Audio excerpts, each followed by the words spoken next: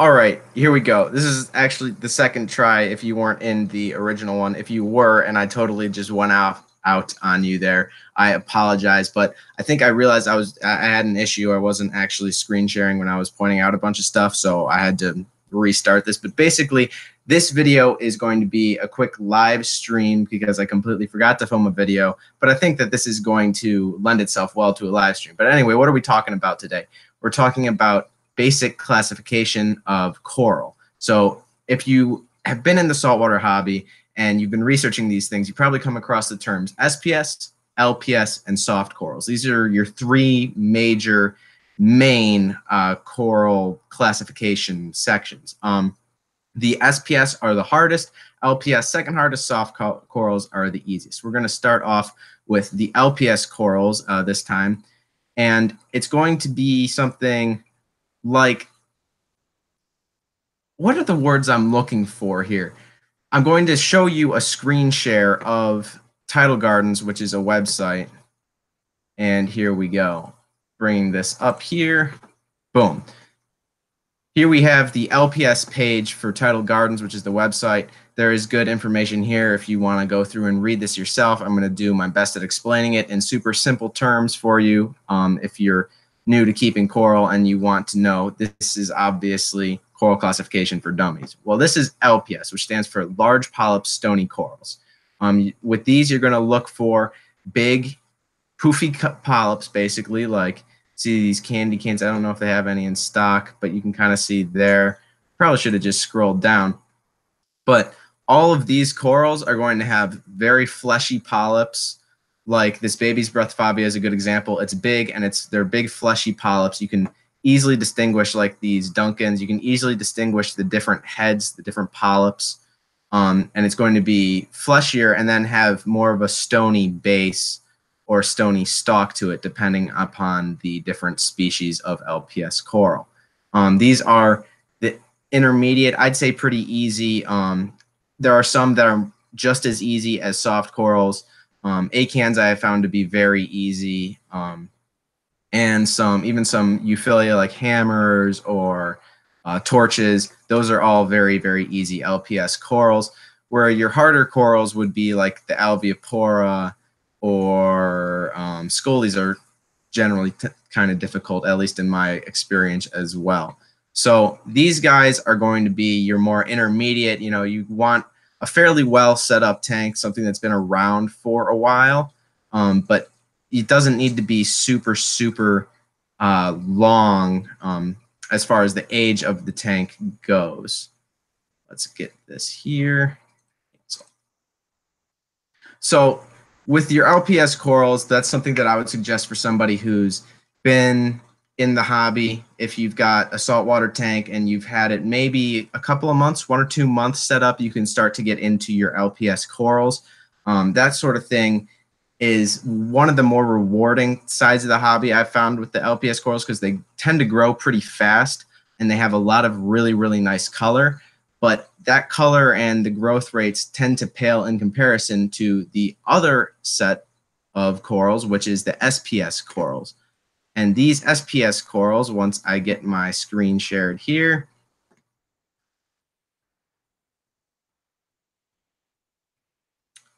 are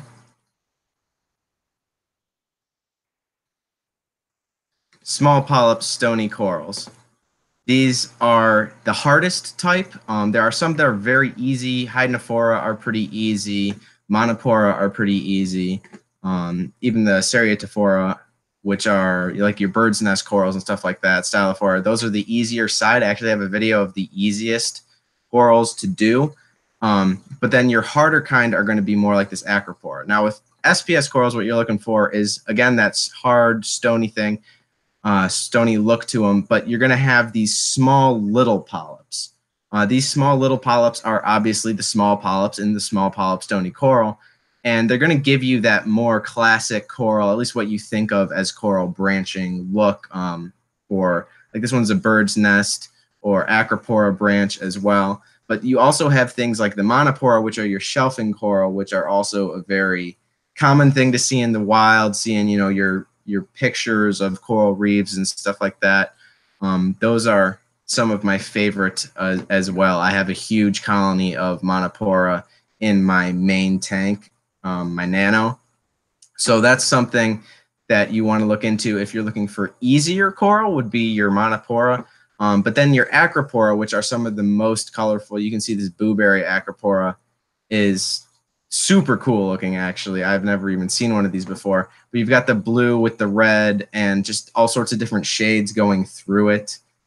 Just super cool coral there that you really can't get with, obviously, with LPS corals, but even like some of your branching stuff, like this is the Birds of Paradise. It says it's Stereophora, also known as bird's nest, pretty common. But like this is a Monopora technically. It kind of looks like an Acropora, but it's technically a Monopora because the way that the polyps are, you can kind of tell the difference. I'm not a scholar here, so this is just kind of a super basic rundown.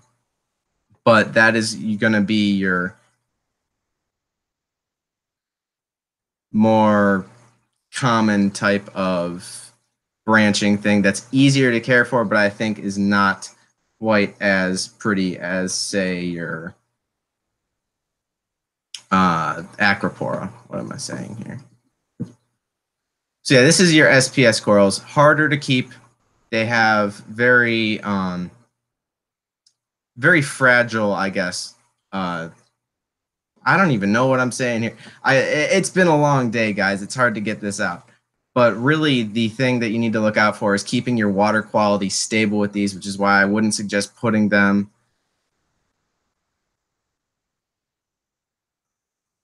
Share is still not working. I can't figure this out. You know what we're going to do? We're going to turn this into just hanging out because this thing isn't, it's glitching out on me. How many clownfish can live in a 2-foot tank? I mean, I've got 2 in my, I think it's 13. It's a 13 gallon, but I think it's maybe 18-inch, something like that. I'm not sure. So you could do 2. Just be mindful of how big they're going to get, and you might need to switch them out when they start to outgrow the tank. Apologies for it not working earlier. I'm going to try to figure this out and just show you some here. Let's get it shared. Yeah, it's actually just not working. The buttons are grayed out for me, and it won't do it. Here we go. Okay, here we go. I got it up now. So this is what I was trying to show you guys before, and it's finally up for us here. This is the SPS section with the Acropora and the Hydnophora and everything that I said before. I'll probably end up taking this live stream down at some point because it has not been going super well. Maybe we'll just try again, or we'll call it quits and just post another video. Because this is not working out. This is not working out at all. I threw this together very quickly because I was reading for school, and I was like, wait a second, I haven't posted a video for today. So I tried to put this all together, and it hasn't really worked out. But if you're still watching this, I'll probably just leave this up. We're going to get on to the soft corals section. I rambled my way through LPS and SPS already, I believe.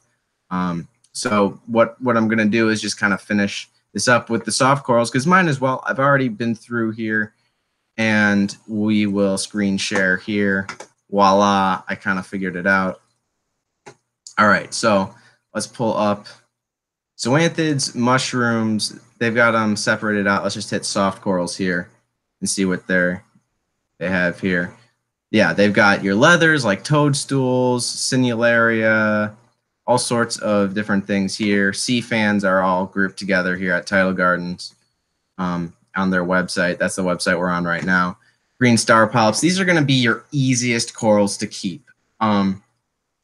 They can be more expensive when you get big. specimens like this. The neon tip toadstool leather is probably pretty big, which is why it's $155. But green star polyps, it's kind of expensive for green star polyps. These are going to be your less expensive, easiest to keep type coral. They have very, very easy water requirements. It doesn't need to be super stable, but you do need to be careful that you don't want to keep leather corals like this in with SPS corals, because they can do like chemical warfare, release a bunch of chemicals into the water. And that's all kind of more advanced coral care type things that we can talk about in a different video. But when you're looking for soft corals, unlike the SPS or the LPS, you're going to see basically no boniness to it, which is why they're called soft corals. There's not going to really be a skeleton to it. You're going to see, like in this pipe organ coral, all of this in water will wave around. These ones do go, pipe organ corals do go into like some calcified tubes, but it's not a type of skeleton that you will normally see. But obviously leathers like this toadstool, there's no skeleton to this at all. Once you pick it up, you can like tap it and push it in. It's not going to be super, super stiff or rock-like a SPS coral would be. You can see here. And you can cut straight through them to frag them. And that's what you're going to be looking for if you're looking at soft corals. They actually don't have a whole lot here to show off. So that's your basic coral classification that it took insanely horrible ways for me to try to get it out. I couldn't figure it out. I don't know what was going on. Screen sharing took like forever to work, and I'm just a mess right now. I threw this all together, so my apologies. Thank you for sticking around. If you are, I'm gonna hop on and see what's going on in the chat. What's up, Otter Creek? How's it going, pal? You missed quite a live stream actually for the beginning part. It was not that great. But other than that, I don't know why I'm getting like an error screen. Are any of you getting an error screen on YouTube, or can you still see me? Because I'm getting an error screen. I don't understand what's going on. I'm probably going to end it soon here, because this has been an absolutely epic disaster. Aquashella was fire. I wish I could have gone to Aquashella. I really wish I did. It's far. Don't check out the replay. It was a really, really bad stream. I obviously don't stream much at all, and even with this whole layout, it was pretty difficult to do. I like streaming when there's other people to talk to, like streaming with Waterbox,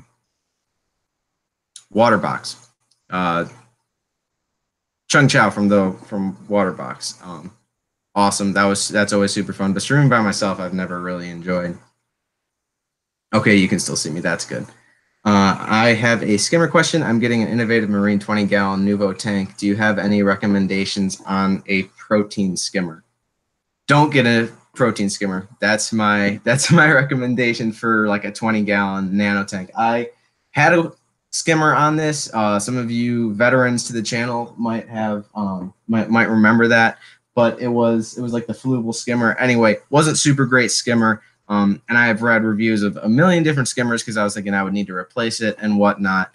But just that mixed with my experience with the Fluval, mixed with my boss's experience, Joel from Triton Marine, we haven't found really a Nano skimmer that works super well. And all the space that it takes up in your back chambers, we found it's really not worth it. And you can utilize that space as like a refugium or as more media. You can put like ChemiPure or carbon, whatever the heck you want to run back there, more bio balls if you want like a minimalistic display. There's just a heck of a lot more you can do with that space than putting in a protein skimmer that I found to be super loud and just not work all that well. So if I were you, I would leave the protein skimmer be. Don't waste the money on the protein skimmer and buy a couple of cool corals. That's what I have to say about that. Are Fluval C Evo a good reef starter tank? You're all freshwater and you want to start a reef. Well, first of all, congratulations on hopefully making the jump to reef keeping. I love reef keeping. Obviously, I work at a reef keeping store. I've said multiple times that reef keeping is my favorite, and that stays true. As for the fluval evos, I love mine. You can check out I had a review on it a long time ago, so it's one of my older videos, I think. So it might not be that great of a video, but you can all the things that I say in there are going to be true to this day, and I really enjoyed keeping this tank. I think the design of it, if you can kind of see here, is really cool. The way it's like a pedestal up off of the tank. That's very unique. I don't see many other tanks doing that.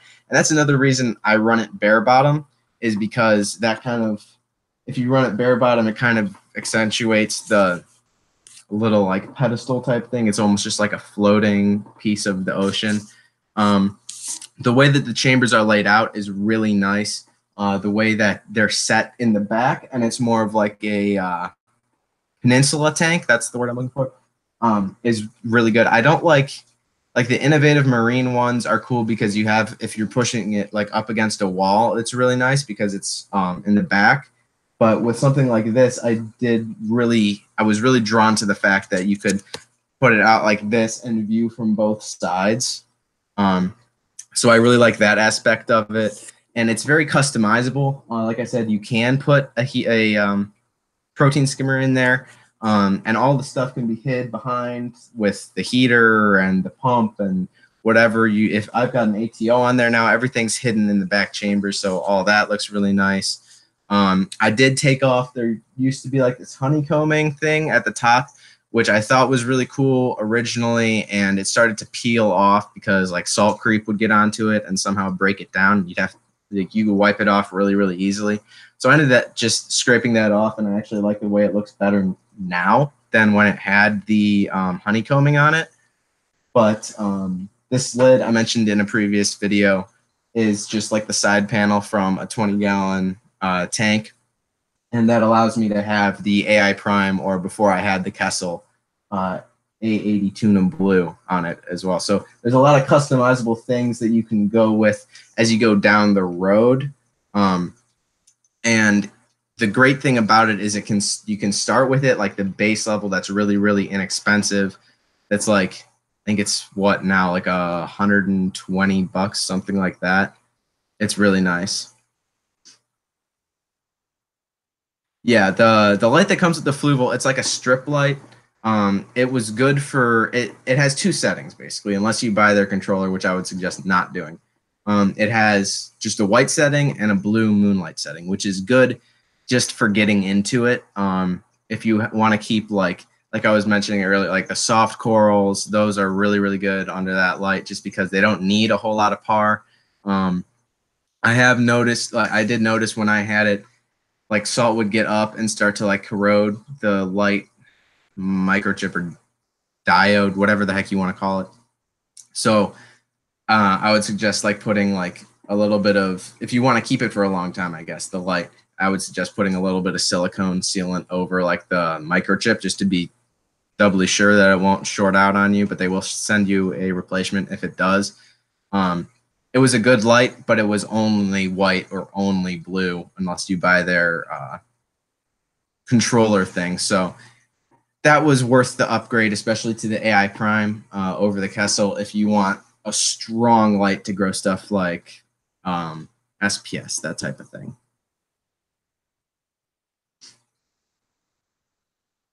Lance Bell, I feel like I'm going to butcher this. Lance Belong asks if I only have saltwater tanks or also some freshwater tanks. I do. You just subbed. Thank you. Welcome to the Nerd Herd. I do have, that's a freshwater tank. The one behind me is an axolotl tank. This one right here, which is just like the back of it, is a freshwater tank, and I have one in the basement. So yeah, I've got a lot of freshwater tanks as well. I just really enjoy the saltwater tanks instead. Sorry, I'm getting sidetracked. I'm reading the chat as well. Everyone does need a little salt in their life. Okay. Hello, Besto. What are the light requirements for corals? Are they the same for both types? Well, there's your SPS and your LPS and your soft corals. I would say that most LPS and most soft corals use pretty much the same light requirements as far as like the basic light requirements, meaning you can move something from the bottom of the tank to the top of the tank if like that type of coral needs a little bit more light, but it won't, it'll be able to live under the lower type of light. So if you have a Kessel A80, which is like less powerful of a light than this AI Prime, that will do well with LPS, that'll do well with soft corals, that type of thing. As well as the base light that comes with the fluval. But once you get into SPS, especially acropora, that kind of thing, the light requirements as far as PAR and all that stuff, I'm not super sciencey when it comes to that. I should probably know more about like the actual PAR levels, but I don't. You want a stronger light like this AI Prime, something that's going to kick out a lot more PAR and have different light spectrums, because with the LPS and with the soft corals, you can go like a dimmer, just like completely blue. But I think that SPS, at least in my experience, have done a lot better, having like a varying range, going a little bit more white with some more violets in it, just to kind of give a little bit more of a spectrum as far as the lighting goes, instead of just like a blue or a white. So SPS definitely require higher end lights like the AI Prime or the AI Hydra, something that can go out of like the blue spectrum more. I have seen SPS with Kessels, but that I haven't seen any really awesome SPS tanks running purely Kessels until their newest A360Xs came out, which can go to the different color spectrums. Most people run Hydras or T5s, that type of thing, so that you can have the different color spectrums. See, I think I might have missed a question here. What about dosing? Brian, yeah, you're getting the new tank. You do not need to worry about dosing starting off. I just got into dosing a couple of months ago. Well, probably about half a year ago now on this tank, because water changes wouldn't keep up with it. And when I did do the water changes, if you see my video, are you making this reef keeping mistake or whatever? It's all about the dosing side of that and why I needed to switch over to dosing, because the water changes weren't cutting it, because all the coral was sucking up your alkalinity and your calcium levels. And as those plummeted, I then did a water change that had these high levels, and it went boom, straight up really fast, and it started to kill my coral. So that's not something that you need to worry about if you're just keeping a couple of LPS. LPS can soak it up, but if you just have a couple, it should be fine. Or just soft corals, especially, water changes will do you absolutely fine to begin with, until you get into more advanced corals or you have a high coral load in the tank. And then you're going to want to either do very, very, very frequent water changes, like 3 or 4 times in small quantities per week, or just, get into your dosing. And you don't need to dose a whole lot, but just so that it stays level at your whatever you want to do, like your 8.5 for alkalinity. I like to keep mine around 9 for alkalinity, and your 400 for calcium, that type of thing.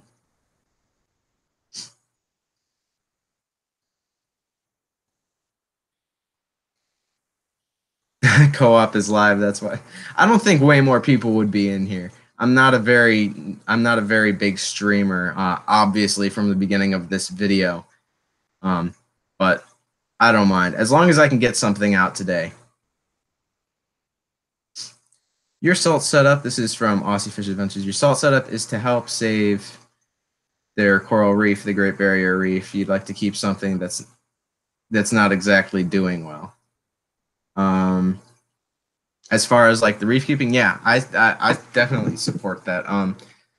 There's probably going to come a day where a bunch of coral, I mean, it probably has already come, where a bunch of corals have been extinct in the wild, and it's kept alive through mariculture, or I think that might be technically in the wild because it's in the ocean, but through aquaculture and that type of thing. I mean, we have a bunch of, I wouldn't say a bunch, but many animal species that are extinct in the wild but have been kept alive in captivity. So I think if you want to keep something like that and you want to, just do your part and make sure that corals stick around, it's definitely a good thing. That's not why I got into it immediately, but it's becoming more and more evident with my last nerd news video that everything's just going downhill as far as that goes.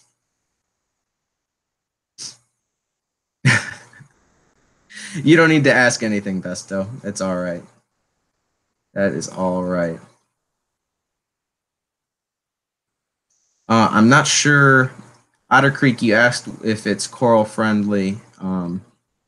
I think you might have meant the original light to the fluval, and yes, it was. It's designed for coral, and it can keep coral, like I mentioned before.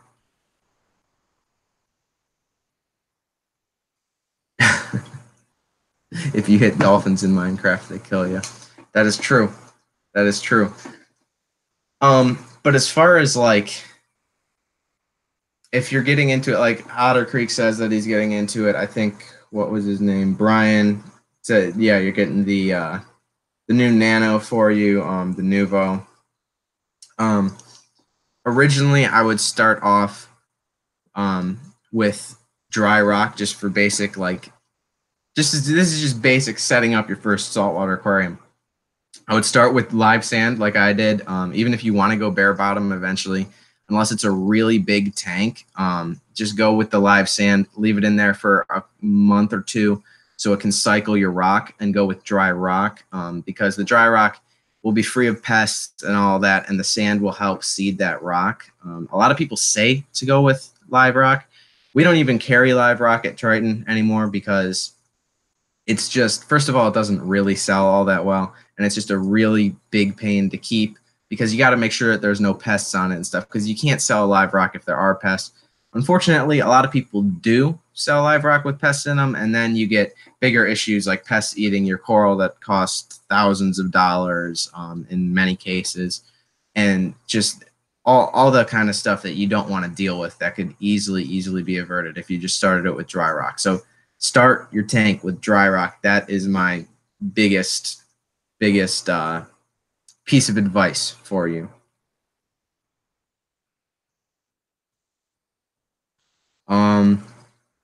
Anyway, this was just a quick stream. Like I mentioned before, that really didn't turn out to be at all what I expected. So I'm probably going to cut it out like right now. I'm going to have a video out on Sunday. It's going to be a good video. I promise you that. But I figured I'd hop on here just to make an appearance so people didn't, question where the heck I was going. I appreciate all of you who did stop in, and I'll see you on Sunday. And I appreciate just your patience. Peace out, guys.